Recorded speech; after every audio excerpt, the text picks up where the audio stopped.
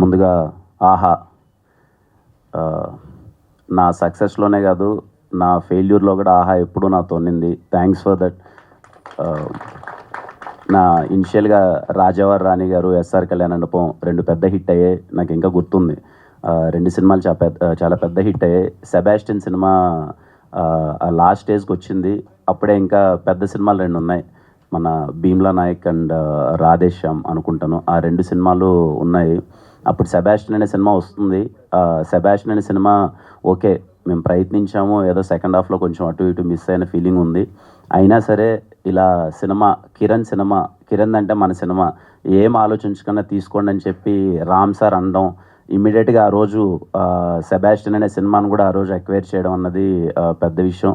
Thank you so much Ram sir and అలాగే అరవింద్ సార్కి ఎప్పుడు సపోర్ట్ చేస్తూనే ఉంటారు. అందుకే నా మాట, ఆహాలో నా సినిమాలన్నీ ఒక 4 సక్సెస్ అయిన సినిమాలు ఉంటే 2 ఫెయిల్యూర్ సినిమాలు కూడా ఉన్నాయనుకుంటా. అయినా సరే ఎప్పుడు నా సక్సెస్లో కానీ ఫెయిల్యూర్లో కానీ కిరణ్ సినిమా అంటే మన సినిమారా, మనం తీసుకున్నారా అని చెప్పి సపోర్ట్ చేస్తున్న ఆహా టీం అందరికీ థ్యాంక్ యూ సో మచ్.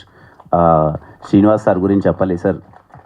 ఇందాక సార్ అన్నట్టు ఇట్స్ మా ఇద్దరు పరిచయం అన్నది ఏదో ఒక అన్నాతమ్ముల పరిచయం అనిపిస్తుంది. ఎందుకంటే అప్పుడు నాకు ఎవరూ తెలీదు. ఫస్ట్లో రాజావారి రాణి గారు అయినప్పుడు చిన్న సార్ ఇలా ప్రమోషన్స్ అది ఇది అన్నారు. దాన్ని ఎస్ఆర్ కళ్యాణ మండపం అప్పుడు ఏదో సినిమా చేసుకొచ్చాం, అంతా ఏమో సారే అప్పుడే వచ్చి ఇలా సినిమా చూద్దాము అంటే నాకు అప్పుడే సినిమా చూపించి ఫస్ట్ అడిగాను అనమాట. వీళ్ళకే చూపించాను ఫస్ట్, ఏంటి పరిస్థితి. అప్పటికి ఇంకా కాపీ అవ్వలేదు, ఫైనల్ అవ్వలేదు.